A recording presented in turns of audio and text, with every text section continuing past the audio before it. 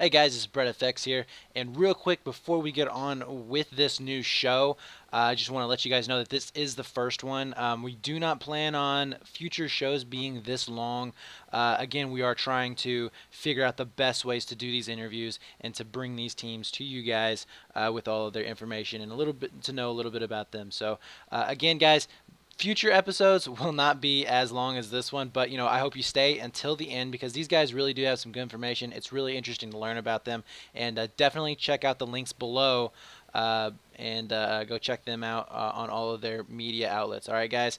So here, enjoy the interview. Hey guys, Dastro here. I'm joined with Brett, and I have something very special for you guys. We've been doing the Battlefield Esports recap for the last few weeks, and have had a lot of support for it, but we want to take it a step further. So we have a new series called the Team Spotlight. This is a series where we are going to interview a number of players from specific teams in the US or European competitive communities on PC and on console. The first one we're doing here is Exertus, which is a very special team because they compete in both the US and the European leagues. They have a very interesting story of how they got together. And so Brett and I are gonna answer a few questions. No, they're gonna answer a few questions. Keep on going, and we're going to go right into the questions right now. So Brett, how's it going? And what do you got for us? All right, so yeah, pretty excited about this. First of all, I'd like to introduce the guys that we are going to be interviewing. Hi, I'm Mad Dog. Hey there, I'm Two Die Samurai. And I'm crazy. Okay, so now that we got introductions out of the way, first things first, how did you guys come to be? Like, what was it that really forced you guys together and to start playing competitively in Battlefield, as a team? The team started years ago. I was in a clan actually called the Unknown Soldiers, and I started a team almost now a little over 8.5 years ago. Started competitively. And from there, I started to gather some core players, Crazy Nutta being one of them, who shortly joined me after I started the team in BF2. He joined me for 2142 era, and it progressed from there with a bunch of other players over the years, and we continued all the way up to our competitive scene here. Awesome, awesome. So, what was it like, competing in Battlefield 2 and 2142, back in those older versions of Battlefield? Because a lot of us know that the comp scene was certainly bigger back then than what it is now. I definitely have to agree on that. The Battlefield 2 comp scene was phenomenal. There were phenomenal teams on both sides of the pond, if you want to call it that. At the time then, I was actually living over in the Euro area. That's how I met Crazy Nut online through our clan, and we were both in the Euro division there, and we started up the team in BF 2142, and that was our best times together. It was great competition, great leagues, and Crazy, if you have anything that you want to add about that. Yeah, it's kind of crazy, excuse the pun, how things have turned out. Mainly just because, obviously, going from BF2 to 2142, you kind of figured that the majority of people that play on teams, especially nowadays, a lot of people tend to hop from team to team, trying to find what suits them best, and hopping through different players. And if they don't like a team, they'll just go somewhere else and whatever. But I guess for us, and now a lot of the people we have on the team currently, it's more about just being a bit more dedicated to each other and sticking together rather than having it on a more personal level, or less of a selfish level. Obviously, that's the way some people want to play. They'd rather just come on to win, and if they want to win, as it is with anything, if you want to win outright, then you've got to join the best. Whereas with us, it's always been about sticking together and kind of gradually improving. Yeah, Um, absolutely. Yeah, I've definitely have missed that kind of team loyalty that you don't really see that often anymore, and a lot of the comp that today that is going on. It's really cool to see you guys, coming up through the ranks for that long. I mean, you're working on a decade now. That's pretty impressive right there, to be together for that long in this series. So how was it for you guys transitioning from the Battlefield 2 2142 to transition all the way up to the games that we have now today? I mean, obviously your team is going to lose players, gain players, that type of thing. Was there ever a moment where you guys were possibly going to just change your identity completely? I think for me, or probably for both of us, it wasn't so much about the transitioning of games and the players on the teams and that sort of thing, but more just the surroundings that we were playing in. So, for example, when we were at Unknown Soldiers, which is a military realism clan, we spent obviously half the time, dealing with clan issues and doing our jobs there online, and then the other half of the time playing the game and doing the competition side of things. So really, up until I don't know how long it was now, maybe about 6 months ago or just a little bit less, when we left that to focus on esports, it's only really been in these past 6 months that we've actually really properly focused on esports, because although we competed a lot for years and years, as anyone knows who's been in a military realism clan, it's tricky to manage your time enough and find good enough players to join the team in that sort of surrounding. So for both of us, I think to actually come on now and completely focus on esports rather than doing it kind of half-assed, it's probably been the biggest change, I suppose, which is why up until the last 6 months, probably loads of people hadn't even heard of us before, whereas now we're starting to sort of make a name for ourselves, which is, it's really nice to see. Now, I got to step in here because I have a question that's really on my mind. So let me get this straight. Tudai was in Europe and synced up with Crazy Nutta back in the BF2 2142 days and played in the Euro scene. And now both of you guys are now playing in the American scene. So I know Crazy Nutta, I've seen you before play in U.S. events because I've casted some of these events. So both of you guys have played on both sides of the pond. How has that transition been for you guys? For me personally, I lived over there. I was living overseas for a couple years. Got into my first competitive games actually before I moved overseas. And when I moved over there, I got linked up with the clan and started there. It's a whole different world playing in Europe and playing in North America. It's two different beasts. You can't really compare the two. There are some teams that are capable of competing in both, but it's very hard. The Euro scene, it's a more organized comp, if you want to call it that. There's a lot more teams, and all they do is care about comp scenes or competitive teams, organizations. That's all they do. They just go from team to team to team. While in North America, at the time when we started, it was more laid back. They had professional teams, but it was nothing that could compare to what we saw in Europe. Crazy, if you want to be able to comment more on that. I guess maybe what Dazcrew's hankering on is the fact that I tend to play a lot for American teams as well as European teams. I guess mainly that comes down to when we were at Unknown Soldiers, it was a US-based clan, and although we had European members pretty much for like 5 years of my life, I only competed at sort of on American time. So really, recently competing at like 7 or 8 in the evening has been kind of a godsend because I'm so used to playing at sort of 2 or 3 in the morning. Was that just a matter of convenience for you? I mean, did you just have a life schedule that allowed you to play at that, or just personal preference, or? It's not really been a preference or anything like that. It's just because I guess I've always been, one of the key players on the teams that we've had. So as long as the matches weren't interfering with my real life stuff, then it was always convenient. I got you. I guess I missed the question there. Thank you for clarifying that for me, Crazy.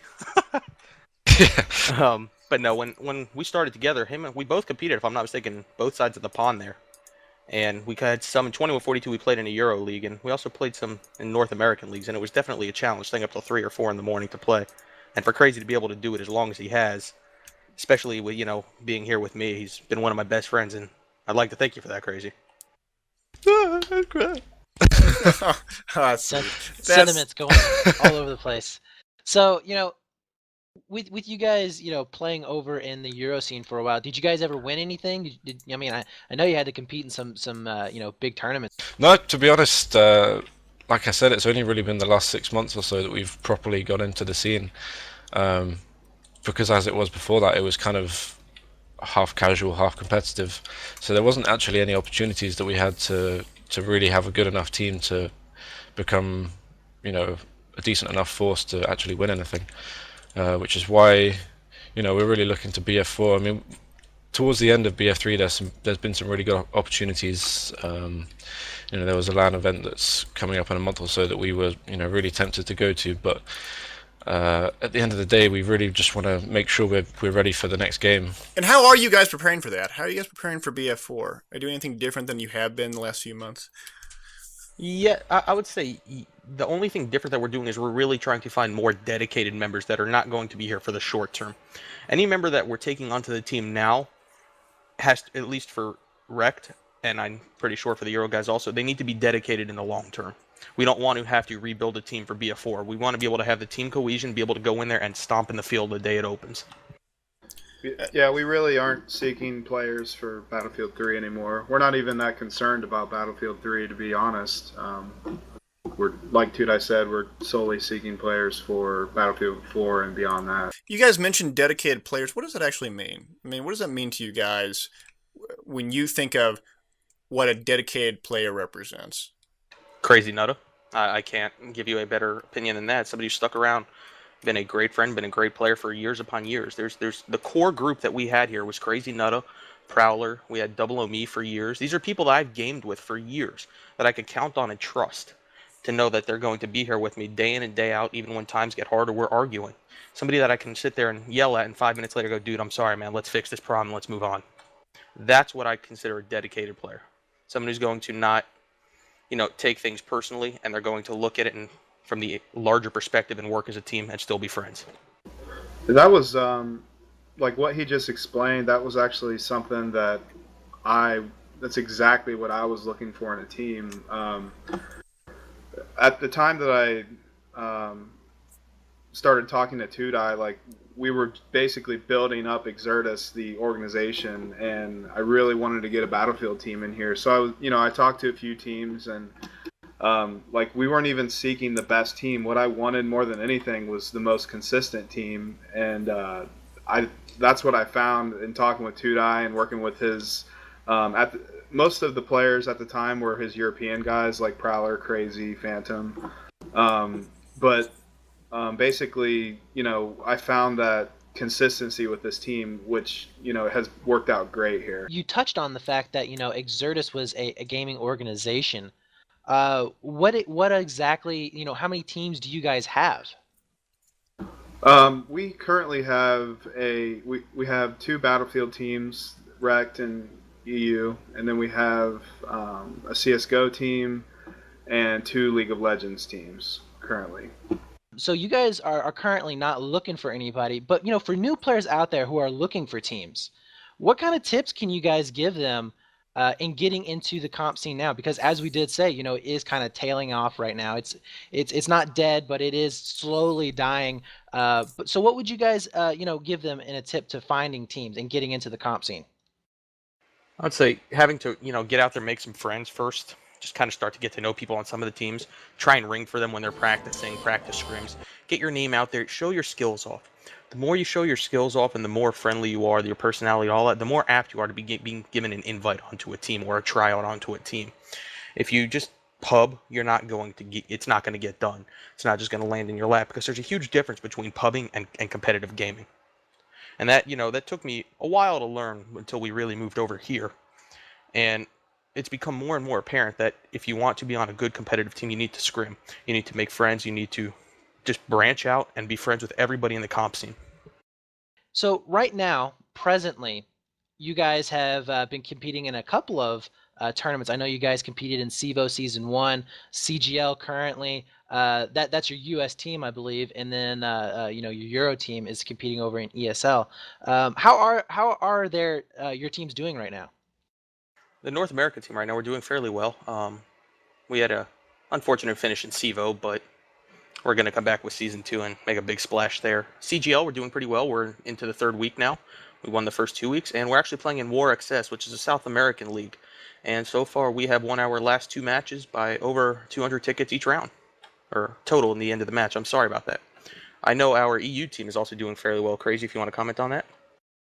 Yeah, I think at the moment for us it's finding the time that everyone's got, because at the moment it's the end of the semester for everybody, and summer holidays and that sort of thing are coming up. So for us it's just we're still sticking around with the A series, and pretty much for any European players, you'll know that pretty much everyone just plays ESL versus constantly, just to keep on top of things. But we're just sticking with the A ladder for the time being, because really, although there's a lot of places to go for European playing, for me it's more about making sure we're just keeping playing but not overplaying, so we don't just completely burn the game out before BF4, which I know is a hell of a long way away.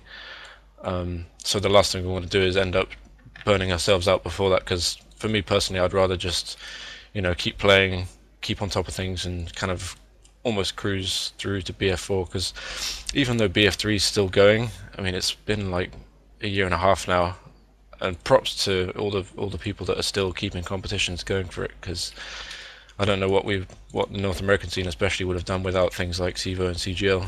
Yeah, It's kind of no it's kind doubt. of it's kind of a shame that they weren't here. Yeah, no Yeah, doubt. There's not a whole lot going on. You're absolutely right. And I mean, and I will say this, TWL has done a really good job of staying around. A lot of people like to rag on them about being, yeah, there's TWL, it's not that competitive, but they're doing a good thing by getting a lot of new teams introduced. And you guys are still a part of TWL, correct? Yes, we're actually in first place in 6v6 fast attack and 5v5 infantry only. Yeah. I think you're right in what you say, though. I think it's uh, sort of relating to what you were saying before about people that were looking to get into competitions and stuff. If you're not sure on kind of the level you're at, then TWL is a great place to start off. Although it's like kind of like you said, it's not the highest by any means, but if you're not sure where to go, it's always a great place to start off, because that's kind of where all the entry level teams start off. I think we're kind of just I think we played a match on TWL for months and months because we just sort of sat there doing nothing, but there's no point leaving if you're at the top. Yeah, yeah, exactly. And that's something that I think that will be fixed over in BF4 when we get more teams that can enter into those. There'll be a lot more competition going back and forth. So and you guys touched on the fact that you guys have just recently become noticed by the community as a whole. So what was your progression?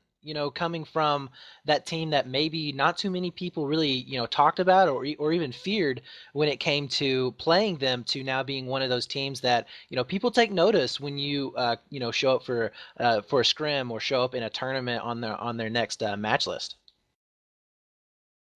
Um, I would just like to comment and say, from an external viewpoint, both of these teams have grown in huge ways. I would say that when Exertus picked them up, they were obviously one team.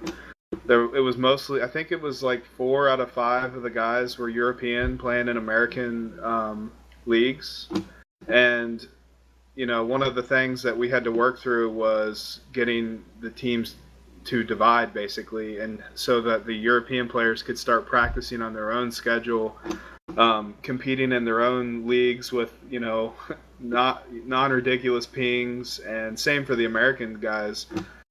So after we did that, we were actually able to see the teams really start from scratch almost, and I mean they're doing great. As you can see, they're one of the top teams. I would say that we're not the top currently, but yeah, we're doing really great, and we've grown from a semi-casual team. Before they came here, I feel like they were somewhat of a casual team. So I think a lot of people probably forget as well that the majority of teams we're competing with are teams that maybe they might not have been here before BF3, but have at least been here since the start of BF3. Whereas the teams and the people we're fielding and the 5 starting people that we have in each match have only really been competing together in the last couple of months or so. So I think with what we have, we've done well. I think we can be happy with what we've achieved and kind of look forward to taking it through to BF4, because I'm sure what we'll achieve there will be a lot more than what we have done in BF3. This is kind of just the prelude, I guess. One thing you mentioned, Crazy, was this idea that you didn't want to get burnt out on Battlefield before BF4 comes out. Can you talk a little bit about what that means? I mean, because a lot of people, I don't think, appreciate how much time and effort it takes to to get to the stature that you guys have as a competitive team? How do you mitigate being burnt down? What is it? I think on a personal level, it kind of depends on the person. For me, I mean, the game's been out a year and a half, and I've played such a small amount of hours that for me, I'd rather just come on, have an hour or two's practice, play a scrim, and be done, rather than, you know, trial for hours and hours, making things perfect and perfect. And really, the way to do that is just to scrim. I mean, I gave up, you know, everyday pubbing ages and ages and ages ago, just because it didn't do anything for me anymore. The game itself is only exciting to me now because of competitions, and the only reason I come online and play with everyone is because, you know, we get together as a team and we have scrims, which is always fun. But at the same time, it's doing way more than you get with pubbing, because obviously you're improving your teamwork, you're improving your personal game, and you're just keeping on top of things. I mean, the kind of the games you get that give you a real kick in the head and kind of a smack back to reality are the ones where you know that you haven't prepared enough, and you haven't expected the enemy team to do as well as they have, and things like that. And they're the ones where we sit down and we say, okay, we didn't practice at all for this match, which has happened to a lot of teams. I know, because that's what happens if you let things go and you don't practice for a while, then you end up playing like crap. But at the same time, I think if you do it too much, you can just fry yourself. It's the truth. I think I don't know. Obviously, there's teams that can spend a lot of time playing the game week in, week out, but I really don't know of any teams that would play more than, you know, a couple of scrims a day or something, unless they're really, really dedicated. But I think at this stage in the game, it's better now to just, you know, keep it steady. Absolutely. Now, you touched on a little bit of, playing better teams and, getting that snap back to reality of, holy crap, we just got our asses handed to us. What do you guys do after that? What do you guys, what is your process of, okay, we just got beat. What happened? Like, do you guys sit and talk about it, or, how do you go about fixing those problems? After every match that we'll say that goes poorly, or even every match, we have a debrief. We sit down, we talk, who screwed up, who didn't screw up. And that even if the match went phenomenally, who did something wrong? And we, positively critique them and help them get better. In negative situations, in matches, or negative matches, I should say, every match is recorded, and we put it up under a private video, and we watch the videos together. We go over the game footage step by step by step, looking for what specific incidents caused things to go wrong, and we make corrections there. That's one of the big things, is being able to review what we did so we do not make the same mistake again. And we like to have specific corrections. That way, if it happens again, we'll know either somebody A, wasn't putting in the time to make the correction, or B, it was something else that really played a bigger factor in that. Awesome. Because I know that a lot of new teams, they may get discouraged when they do get beat up by a more, skilled team, or somebody who has been around longer. And, it's, don't get discouraged, guys, keep trying and doing that. I mean, I know I've been in contact with you guys for like almost a year now. I've talked with you guys. I've played against you guys. I've, had a lot of fun conversing and having conversations back and forth. And I really like your guys' attitudes. And I think that really is what it comes down to. Wouldn't you think? I mean, your attitude towards the game. You guys are always wanting to get better, right? It's very true. Up until recently, as Crazy said, the North American team practiced 7 days a week, starting at 7:30 p.m. Eastern and going until we were done, which could be hours. Up until recently, we just cut that back. We now practice 4 days a week, but we're still dedicated to making the corrections and bettering ourselves. And we'll sit there, we'll talk. All right, this is what happened. Let's do it. We come up with better strategies, and we progress, because if we don't do that, we're never going to be the best out there. All right. See, that's awesome. That's awesome. So on a lighter note, I mean, we've talked about a lot of, how maybe to keep teams up and everything. So, but on a lighter note, I would like to know, where do you guys, who do you guys think is really an all-star player on your team? Like, who do you guys have just been so proud of, that have seen so much growth from here in the last, 6 months or so? I would have to say the player that's shown the most improvement is actually Prowler, and I think Crazy could possibly agree with that. Yeah, definitely. Prowler went from being your average player to being one of the best players I think I've ever seen in this game. He spent hours upon hours just training on his own, playing ESL versus, getting better, and becoming what he is today. He really has been a key part in helping this team progress also. I think Prowler's one of those players that I think a lot of teams have where if you turn up to a match and you have, say, a roster of 7 people or something, if he's not there, you always feel a little bit less confident, and it's always a little bit of like there's a missing part, because for the European team, Prowler's kind of the shot caller, so to speak. So without him there, it's a pretty vital role gone. But also because, unlike me, I'm probably one of the worst people. Is that he keeps his cool a lot. That's one thing that's always been my downfall. Is I get so mad when stuff goes wrong. Are you a rager? No. Crazy has actually been pretty good. I got better, but He has. it's just I think I realize more why now than in previous games, because I think there hasn't been a game up until now like BF3 where being in a different continent makes such a big difference. It's unbelievable. Like BF2 2042, I'd have no problem shooting people in like on 100 ping or whatever, but playing BF3 where the hit detection is Client whatever side. they call it, client side, I don't know how true that is, but my god, I mean, plus the fact that my internet sucks. I won't go on about it because I'll just bore you, but yeah. Been down this road, Crazy. I feel your pain, man. It's Crazy. As much as he says that he was a rager, everybody has in a match. That can't be dumped solely on him or on me or on anybody. It's what happens in this game where BF3 has its quirks, we should say. And on that note, I'd like to ask 2 questions related to this. First question, if you could change one thing about Battlefield 3, what would you change? And then secondly, especially since you guys talked about your backgrounds in BF2 and 2142, what changes are you looking most forward to in Battlefield 4, be it stated or just speculative? Personally, I would love to see Battle Recorder back for BF4, and I hear they're bringing back Commander Mode, which will be good for 5-on-5. But I would like to see them bring back the server side hit detection, so I'm not well around the corner and getting shot by a slug from somebody with a 300 ping from South America. Those are some of the biggest downsides to being able to play competitively, as you think you're behind cover, you're behind cover, and boom, you're dead when you're 6 feet behind the wall. That's one of the biggest downsides to BF3 that I'm hoping that they also fix for BF4. And having the demo recorders back also is phenomenal, because that means it's going to be a little easier to review everybody's gameplay for competitive gaming. So coming from another Euro player's perspective, what do you think, Crazy? I mean, on the same questions.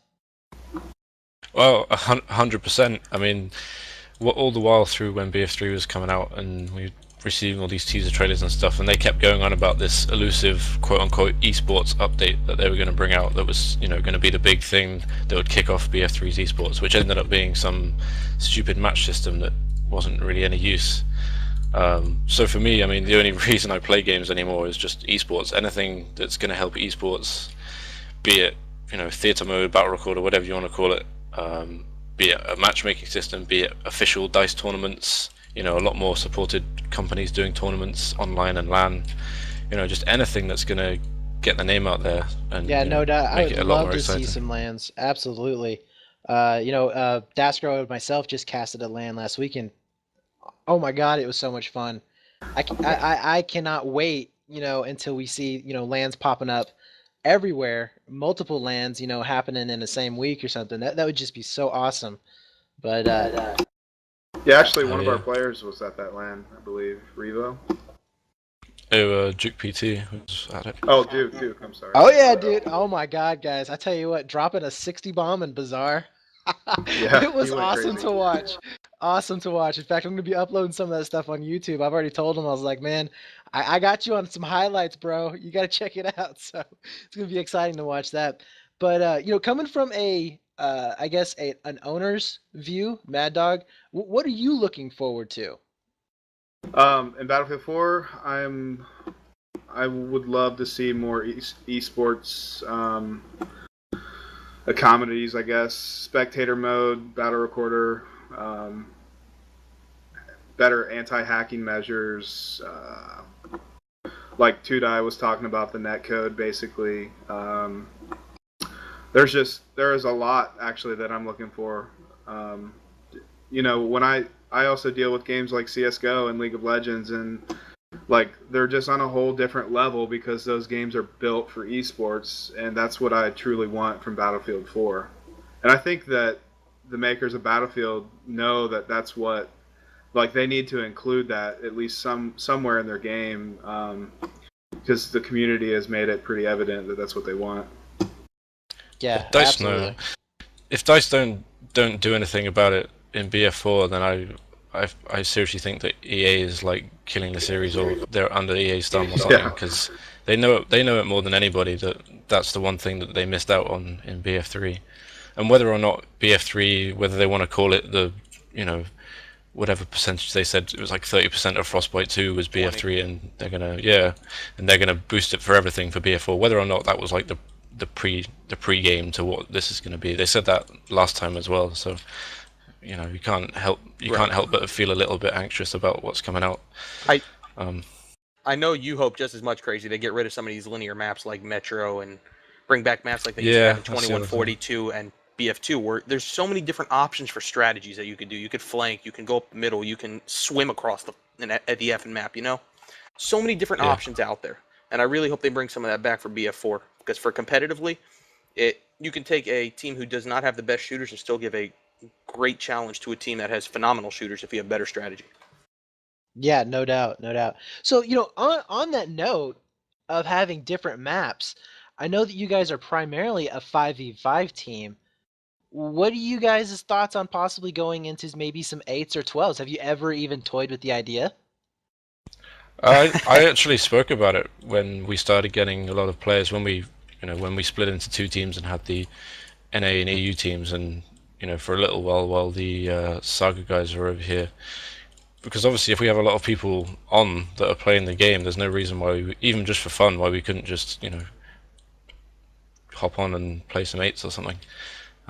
Vehicles have always been our kryptonite. That's an understatement. That is truly an understatement. You give me a vehicle in game, and I'm like, where the hell do we put this thing? Yeah, it's never been anything we've done. I mean, I think we did it a little bit with Unknown Soldiers, but never anything too serious. And I don't mind vehicles at all if I'm pubbing and stuff. And I know there are a lot of people that are on our teams that have had previous experience with vehicles and stuff. So I'm pretty sure there's something to discuss, especially if BF4 explodes and there's hundreds of people looking for teams and there's loads of new teams being made and all that sort of stuff, which let's hope. Then you never know. You never know what's in 12 months' time. We could be having this discussion again, and going 5s. What are 5s? Oh, absolutely. I'm going to be honest with you guys, and I know Daskro, you feel kind of the same way. You'd like to see some 12s and 8s come back, right? I would love to see a future Battlefield competitive scene that focuses really on the combined arms element of the game, and that it's infantry and ground vehicles and air vehicles and even ships, because I go back to 1942 days and think of the old school destroyers and battleships and carriers, be able to move them around and what have you, and that was really cool, and I want to see that come back again in some respect or another in a future Battlefield time. Maybe it's a Battlefield 2143 with the Titan. Maybe it's going back to Battlefield Vietnam and bringing the pontoon boats back. That's what I'd like to see in the future. And one thing that I have to agree on, no doubt, is the fact that with bigger maps and maps that aren't as linear, you do get differentiated strategies, and you have big maps that have a lot of variety in vehicles. It actually creates another level of strategy, because then the vehicles become in of itself another element that can be controlled, manipulated, and that's what I really look forward to in future Battlefield titles. Yeah, no doubt about it. So, moving along here, what do you guys have? I know we touched a little bit on Battlefield 4, but what are your plans as a team as a whole? And Mad Dog, I would also love to hear what you have planned for Exertus in the future. I mean, and I'm not talking about just 6 months in the future when BF4. I'm talking about a year, 2 years from now. What are you guys looking at? Like, what are you hoping to achieve? Oh man, I have some pretty high goals. I mean, we already like our CS:GO team, and like our CS:GO team competes with teams like Curse and Quantic already. They finished third in intermediate. They got moved up to main and ESEA, and there's still a chance that we might make Invite, which is the top league. And this is our basically our first season. I mean, Exertus is very new, and our League of Legends teams they're already beating Curse, which is heavily sponsored. Um, I mean, I think that organizational goals. I think my main goal is to be the best organization out there. To I guess cater to sponsors and actually this off season, which is basically now, is when we're going to start talking to sponsors more. Um, we currently only have one sponsorship now through EO Reality. Um, just provides us servers and stuff like that. But we definitely need some help financially to fund lands and um, so that that's not solely coming out of my pocket and some of management their pocket as well. But my goal is just to have a thriving organization that wins everything. I guess I really don't know what else to say other than that. Yeah, absolutely, absolutely.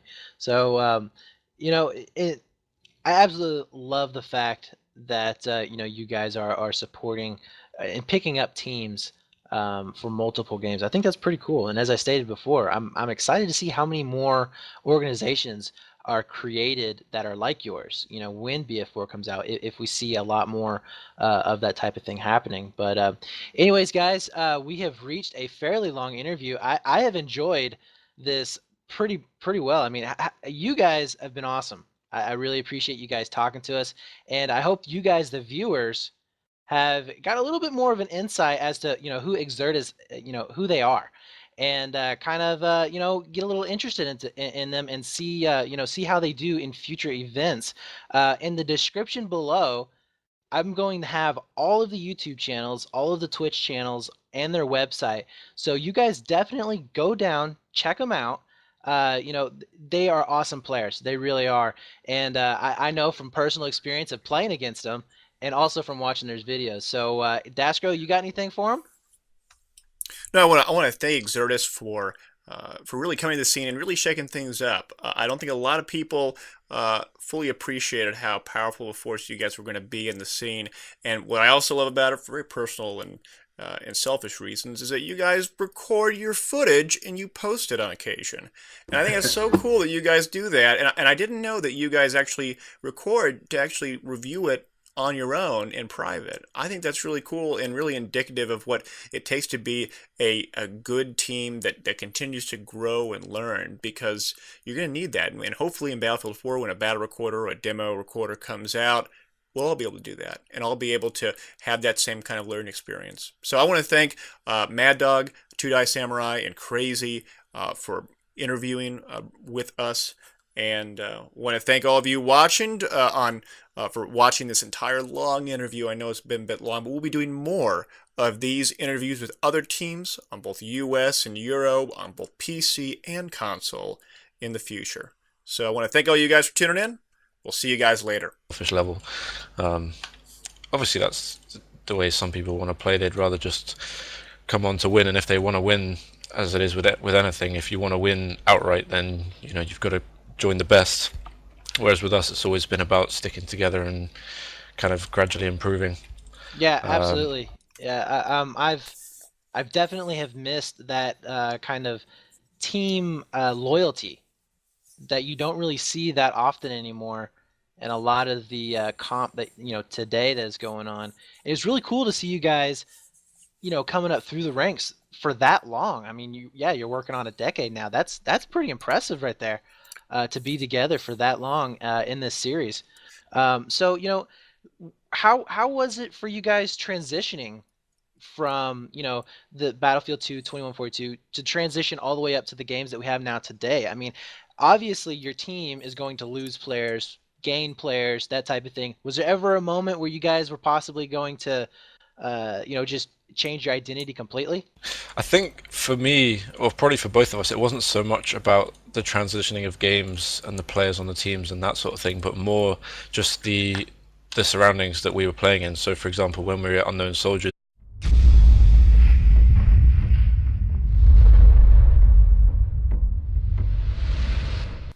Hey guys, it's Brett FX here, and real quick before we get on with this new show, I just want to let you guys know that this is the first one. We do not plan on future shows being this long.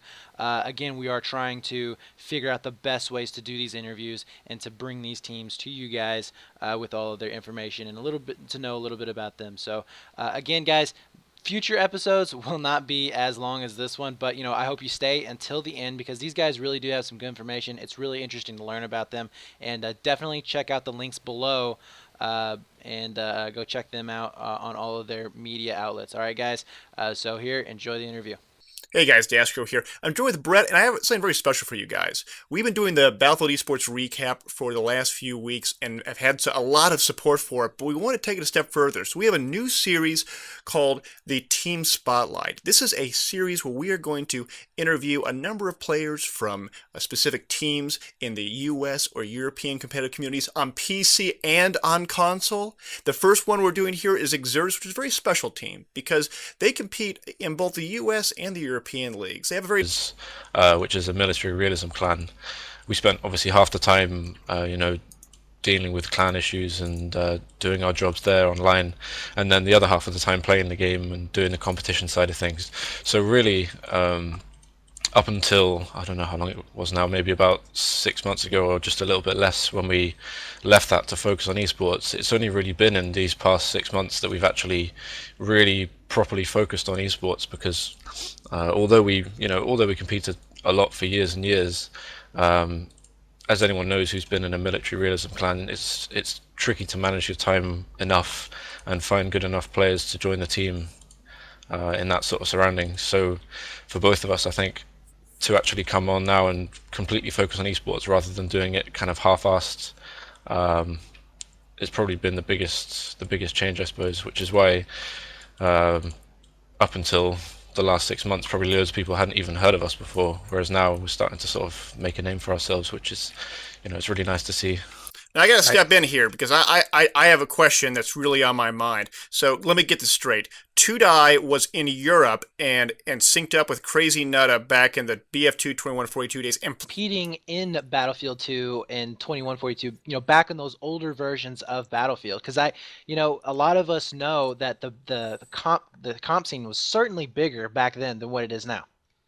I definitely have to agree on that. The Battlefield 2 comp scene was phenomenal. There were phenomenal teams on both sides of the pond, if you want to call it that.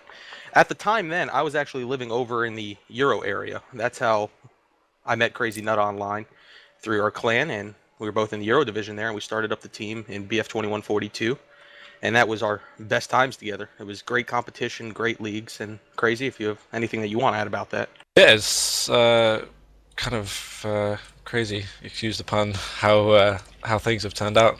Mainly just because obviously going from BF2 to 2142, you kind of figured that the majority of people that play on teams, especially nowadays, a lot of people tend to hop from team to team, trying to find what suits them best, and hopping through different players, and if they don't like a team, they'll just go somewhere else and whatever. But I guess for us, and now a lot of the people we have on the team currently, it's more about just being a bit more dedicated to each other and sticking together rather than having it on a more personal level, or less of a self. Interesting story of how they got together, and so Brett and I are gonna answer a few questions. No, they're gonna answer a few questions. Keep on going, and we're going to go right into the questions right now. So Brett, how's it going, and what do you got for us?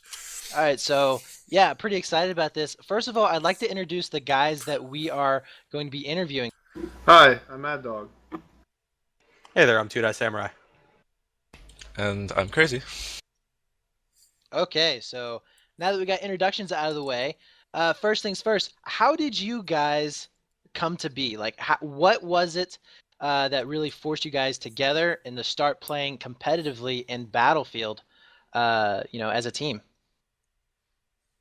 The team started years ago. I was in a clan actually called the Unknown Soldiers, and I started a team almost now a little over 8.5 years ago. Started competitively, and from there I started to gather some core players. Crazy Nutta being one of them, who shortly joined me after I started the team in BF2. He joined me for 2142 era, and it progressed from there with a bunch of other players over the years, and we continued all the way up to our competitive scene here.